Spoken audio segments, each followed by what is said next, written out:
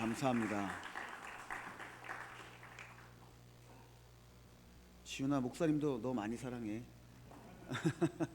우리 성도님들 다 모두 서로 사랑하시는 줄로 믿습니다. 네, 기도하겠습니다. 하나님 아버지 감사를 드립니다. 거룩한 주일이고 또 추수감사 주일로 한 해 베푸신 은혜를 기억하고 감사하며 예배드릴 수 있게 해주시니 감사를 드립니다. 특별히 한 해 동안 저희가 함께 기도하며 주님 전으로 초청하고 함께 예배에 참여하고자 소원하여 기도했던 우리 믿음의 자녀들을 주님 전으로 인도하여 주시고 함께 예배할 수 있는 은혜 도락해 주시니 감사를 드립니다. 오늘 교회 방문하신 또 함께 예배하시는 모든 분들 위해 함께하여 주시사 저들의 발걸음이 누구의 손길에 의해서 이끌려 왔든 저들의 심령이 갈급하여 이 자리를 찾았던 주님 저와 아들과 함께하여 주셔서 저들의 소원하고 꿈꾸는 인들 또 삶의 문제 어려움도 이 시간 주님 앞에 내어놓고 응답 얻고 치유되는 역사가 일어나게 하여 주옵소서. 오늘 예배를 주님께서 흠양하여 주시고 말씀을 통하여 이 자리에 있는 모든 성도들에게는 은혜의 시간이 되게 하여 주실 줄로 믿사옵고 예수님의 이름으로 간절히 기도드리옵나이다. 아멘. 오늘 교회 방문하셔서 예배에 참석하신 여러분 환영하고 축복합니다. 우리 오늘 교회 처음 방문하신 분들이나 오랜만에 또 어려운 발걸음 하신 분들은 우리 성도님들이 오랫동안 여러분의 이름을 기억하고 또 기도하면서 귀한 오늘의 시간을 맞게 되었습니다. 한 분이 교회를 방문하기 위해서는 여러분들의 도움이 필요하죠. 특별히 초대하시는 분들의 수고와 노력도 필요하지만 아마 가정에 계시는 분들이나 친구분들 또 친지분들이 야 이번 기회에 한번 교회 가봐라. 그래 그 사람이 너를 그렇게 초대하려고 하는데 한번 가서 예배 드려봐라 라고 하는 그런 도움이 있었기 때문에 또 이 자리까지 오신 줄로 믿습니다. 교회에서 여러분들을 맞이하고 또 그리고 초청하면서 준비를 한다고 했지만 여러분들의 마음에 그렇게 감격적으로 막 마치 뭐 다단계나 물건 팔러 갈 때 사람들이 반겨주는 것처럼 그렇게 반겨드리지는 못했지만 오랜 시간 동안 여러분의 이름을 기억하고 또 기념하면서 기도하여 오늘 이 시간을 맞게 되었다는 것을 여러분 기억해 주시고 오늘 짧은 1시간 정도의 예배이지만 여러분 인생 가운데 가장 큰 축복이 임하는 귀한 시간 되기를 간절히 축원합니다. 현대인들은 삶 속에서 많은 기쁨과 또 감사를 누리고 살기는 소원하지만 그렇게 살지 못하는 시대에 살아가고 있습니다. 특별히 요즘 여러 해 동안 전염병으로 인해서 또 여러 나라의 전쟁으로 인해서 사회와 국가가 많이 경직되어 있고 어려운 것이 사실일 겁니다. 늘 걱정과 염려 속에 살아가는 시대 속에 있죠. 토마스 카를라이라고 하는 사람이 이런 말을 했습니다. 위대한 신앙을 가진 민족은 위대한 국가를 건설한다. 이것은 단순하게 표현하면 신앙이라고 하는 것, 뭐 믿지 않는 분들, 하나님을 영접하지 않으신 분들은 자신이 갖고 있는 신념이라고 할 수 있겠죠.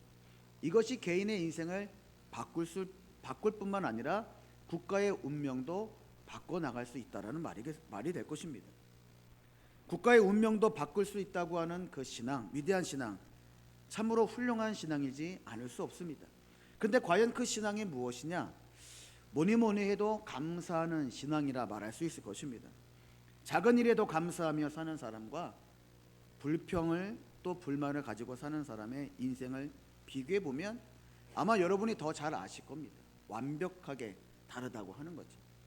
늘 기쁨과 감사로 사는 사람의 인생과 또 인상과 불평과 불만 속에 사는 사람의 인생과 인상은 다를 수밖에 없다는 거죠.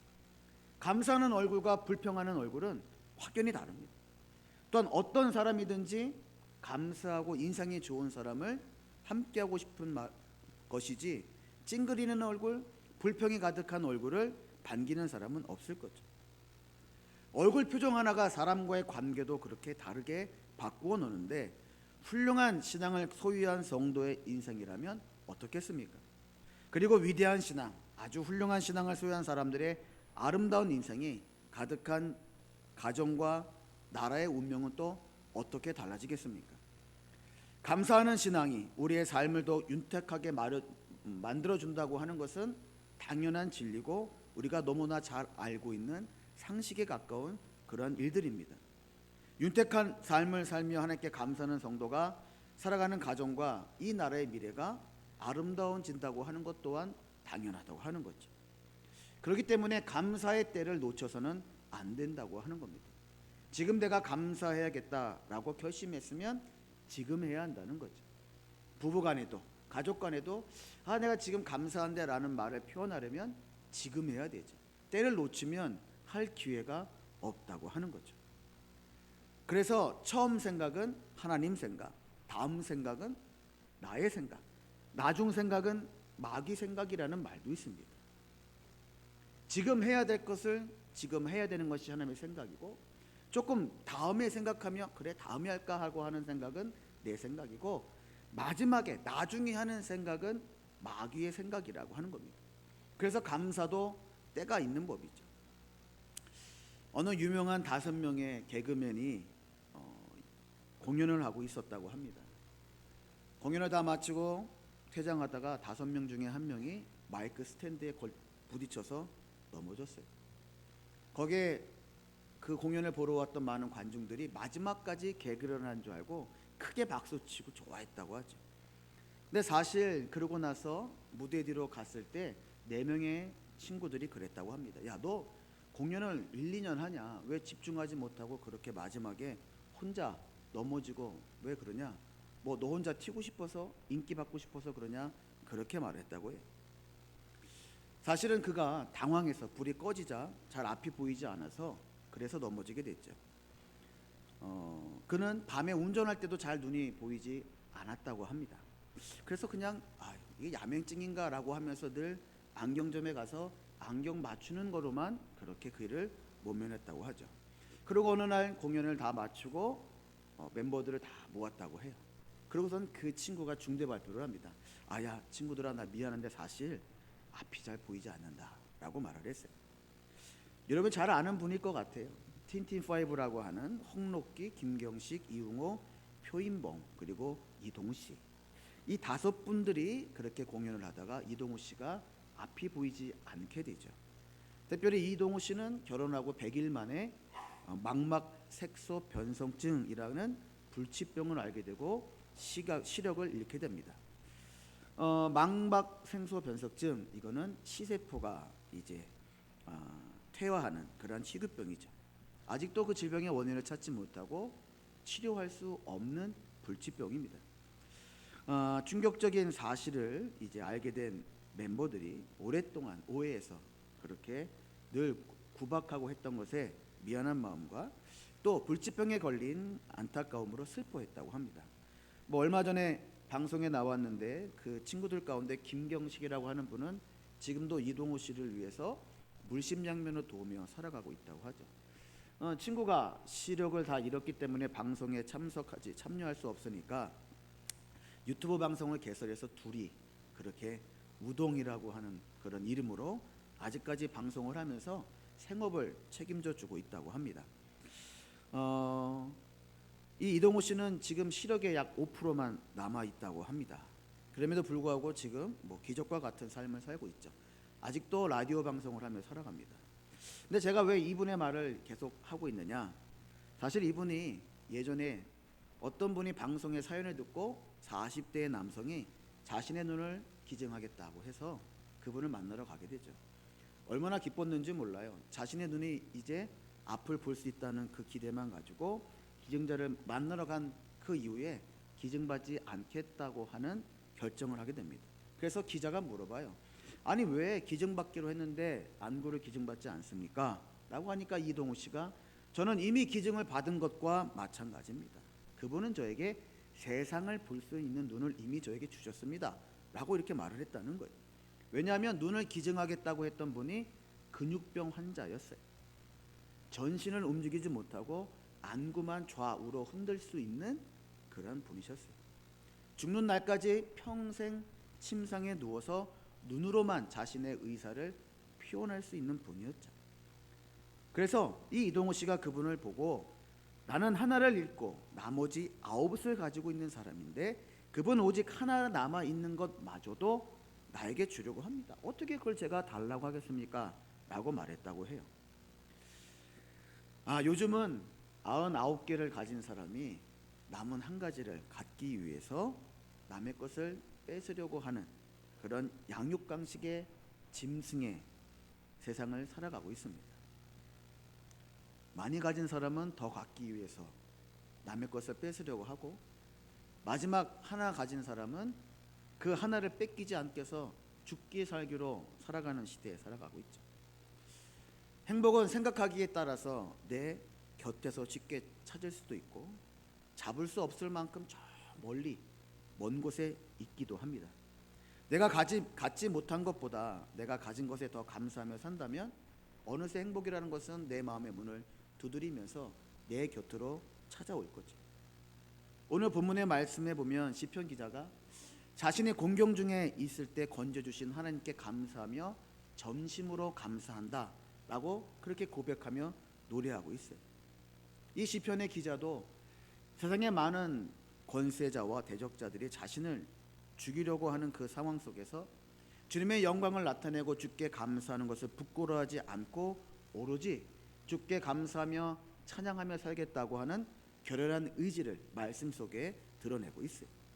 근데 감사를 드리되 전심으로 주께 감사드린다라고 하죠.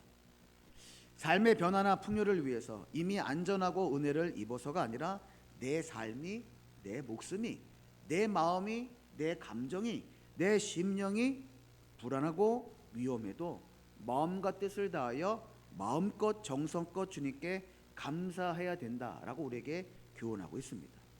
우리가 오늘 말씀을 통해서 전심으로 함께 감사하고 찬양하지 않을 수 없었던 이유를 우리가 함께 살펴보면서 여러분의 일상 가운데 만약 힘들고 어렵고 여러분의 삶에 힘으로 붙이는 일들이 가득하시다면 말씀의 위로를 통해서 다시 한번 승리하고 이겨내어서 정말로 감사하는 인생, 행복한 인생을 살 수 있기를 간절히 축원합니다.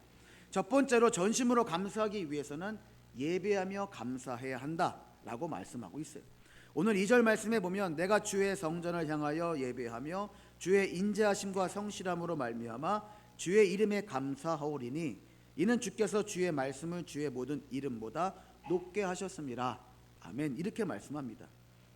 하나님은 한 번 약속하신 것은 반드시 지키는 분이니까 내가 그분께 전심으로 감사하며 찬양드리겠다는 거예요.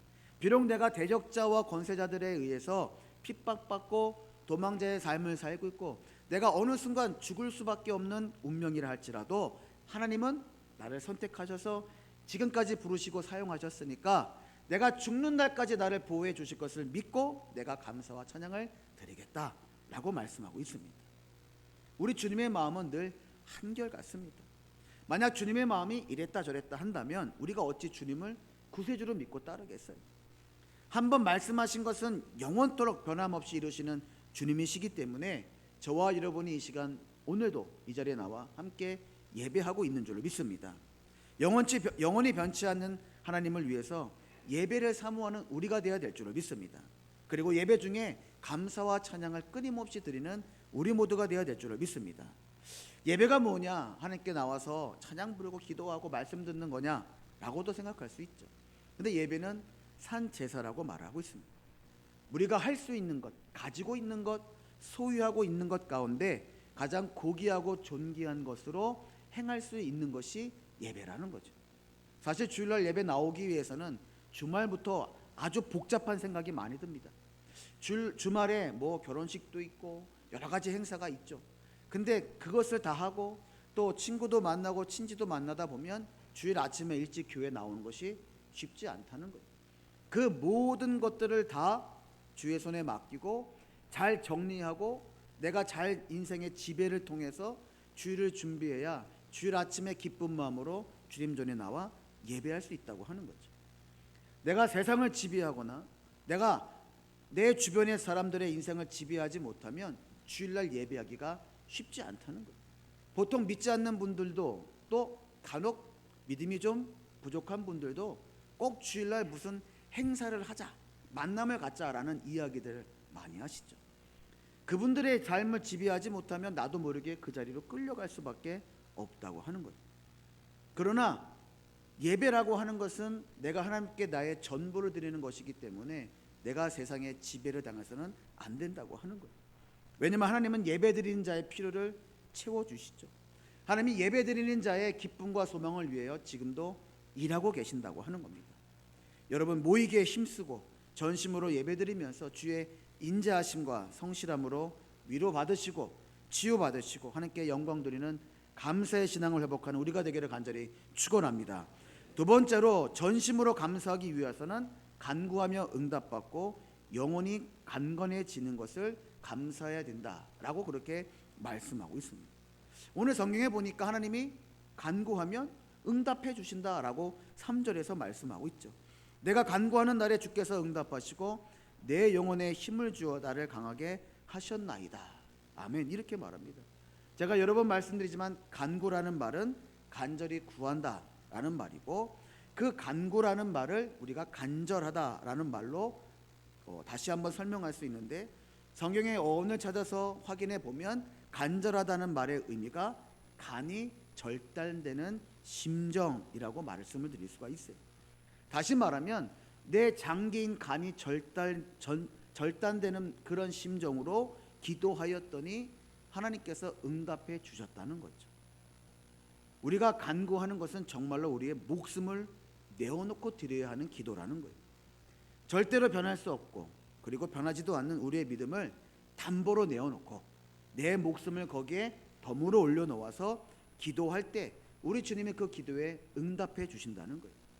과거의 어르신들이 장독대에 물을 담아놓고 새벽마다 저녁마다 빌던 시절이 있었어요. 근데도 어땠습니까? 그때 부모님이 그렇게 빌면 저 산골 깡촌에서도 서울대 법대를 가고 서울대 의대를 가던 시절이 있었어요. 근데 다 뭐라고 그럽니까? 어머니가 이른 새벽부터 늦은 저녁 그렇게 하늘에 빌더니 그게 이루어졌다라는 이야기도 있어요. 아무것도 아니고 그냥 빈 하얀 물에다가 빌어도 이루어진다고 사람들이 말하는데, 영원히 변치 않으시고 늘 한결같으시고 죽은 자를 산자처럼 부르시고 아픈 자를 치유하시고 문제 만난 자의 문제를 해결하시고 어려움 만난 자의 문제를 그냥 아무것도 없이 해결하시는 하나님께 만약에 우리가 내 간이 절단되는 그 심정으로 기도하면 하나님께서 어떻게 하시겠어요? 반드시 응답해 주시고 형통하는 은혜를 우리에게 내려 주실 줄을 믿습니다. 그뿐만 아니라 내 영혼에 힘을 주어 나를 간건하게 하셨다라고 말씀을 해요. 우리가 주님 앞에 감사와 찬양을 드려야 되는 이유가 뭐냐? 간구에 응답해 주시는 것뿐만 아니라 우리의 영혼을 강하게 하신다는 거예요. 그래서 힘과 능력을 주신다라고 말하고 있습니다. 여러분, 성도의 힘과 용기가 어디서 나올까요? 세상의 분들이 저 예수 믿는 사람들 어떻게 저렇게 사냐? 새벽에 나가서 기도하고 하루 종일 일하고 또 속회드리고 수요일날 가고 금요기도에 가고 토요일날 부르면 교회 가서 청소도 하고 주일날 아침에 나가서 밥도 하고 설거지도 하고, 저 사람들 어떻게 사느냐? 그 힘의 원천이 어디냐? 바로 기도라는 거예요. 간구할 때 응답하시기 때문에 기도하며 힘과 능력을 얻게 된다고 하는 거죠. 여러분, 기도하며 승리할 수 있기를 간절히 축원합니다. 기도하며 성령의 능력의 능력자가 되기를 간절히 축원합니다. 세상의 여러 어려움과 시련은요, 시간이 지나면 대부분 그냥 다 극복되는 경우가 많이 있어요. 그런데 영적인 것은 극복되지 못하는 게 많다고 하는 거죠. 오로지 주님 앞에 그것을 내어 맡겨야만 해결되는 문제가 얼마나 많은지 몰라요. 아마 우리가 말은 서로 못하지만 가정 안에 골칫거리가 한두 가지씩은 다 있을 거예요. 그 골칫거리가 여러분 해결됩니까? 평생 해결하지 못한 문제는요, 죽는 날까지 끌고 가게 되어 있어요. 그렇기 때문에 그 문제를 해결하기 위해서는 어떻게 해야 되냐? 내가 주님 앞에 기도하는 것밖에는 없다고 하는 거예요. 하나님이 주시는 기도의 능력으로, 은혜로 그것을 해결하기 위해서 함께 기도해야 된다는 거예요. 우리가 잘 아는 다윗이라고 하는 어린아이가 어려서 골리앗 장소를 한 번에 넘어뜨립니다. 뭐 성경에 나오는 인물이니까 그렇게 했겠지라고 생각할 수 있겠으나 그렇게만 생각하더라도 불가능한 일이죠. 요즘 이스라엘이 이란과 전쟁, 팔레스타인과 전쟁 중입니다. 여러 번 말씀드리지만 이스라엘은 강원도 그 땅만한 나라입니다. 중동에서 유일하게 기독교 국가죠. 중동에는 뭐 어마어마한 그런 전쟁의 능력을 갖고 있는 나라가 여러 있죠. 이란 같은 경우는 핵무기를 다수 보유하고 있는 나라이죠. 또 사우디는 부강한 나라고, 아랍에미리트는 아주 유명한 관광 나라고, 이라크나 또 그 옆에 있는 많은 시리아나 이런 나라들은 볼장 다 본 나라들입니다. 그냥 이스라엘만 전쟁에서 이기면 거기서 남들에게, 무슬림에게, 이슬람에게 인정받고 성공할 수 있는 나라들이. 그런데 왜 강원도만한 조그만 나라를 못 이기고 있을까? 한번 생각해 보세요. 기가 막히지 않나요? 우리는 같은 나라인 북한도 두려워서 매일 벌벌 떠는데, 그 온갖 중동에 있는 많은 무슬림 나라가 그 조그만 강원도밖에 안 되는 나라를 왜 못 이길까? 거기에 하나님이 계시기 때문인 줄 믿습니다. 하나님이 함께 하시면 아무나 넘볼 수 없다고 하는 거예요.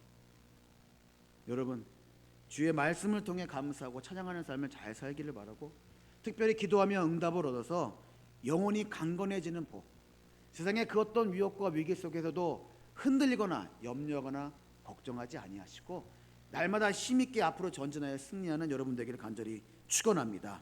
세 번째로, 전심으로 감사하기 위해서는 미래에도 지켜주시는 하나님만을 의지하며 감사해야 된다라고 오늘 본문은 말합니다. 7절에 보면 내가 환난 중에 다닐지라도 주께서 나를 살아나게 하시고 주의 손을 펴사 내 원수들의 분노를 막으시며 주의 오른손이 나를 구원하시리이다 라고 말씀하고 있습니다.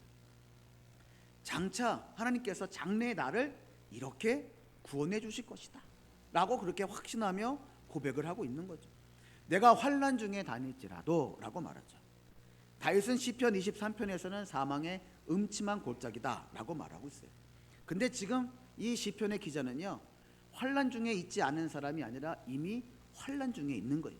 그런데도 불구하고 내가 환난 중에 다닐지라도 라는 말은 더 깊은 위험과 어려움에 내가 있다 할지라도 지금은 내가 견디고 이겨낼 수 있는데 앞으로 내 인생에 더 어려운 것이 있다 할지라도 내 눈앞에 절망과 죽음뿐이라도 그래도 나는 하나님이 나를 지켜주실 것을 믿는다 라고 그렇게 크게 고백하고 있죠.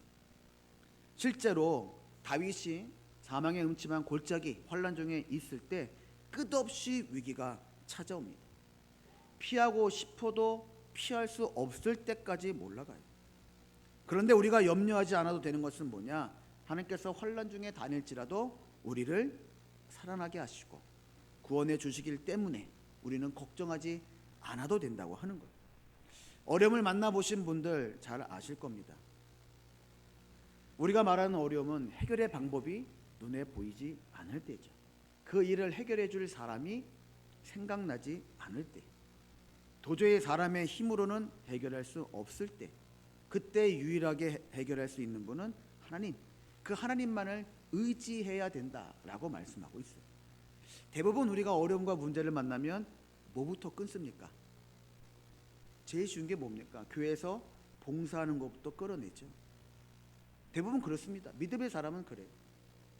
왜? 그것을 안 하면 내 문제가 조금 해결될 것 같은 생각이 들어요. 내가 조금 더 하는 일에 집중하고 내가 조금 더 가정에 집중하면 그게 해결될 것이다 라고 생각하죠. 근데 육체의 질병을 만나도요, 경제적 어려움을 만나도, 가정의 문제와 가족의 문제를 만날 때도 우리가 해결할 방법은 극히 한정적이라는 거예요.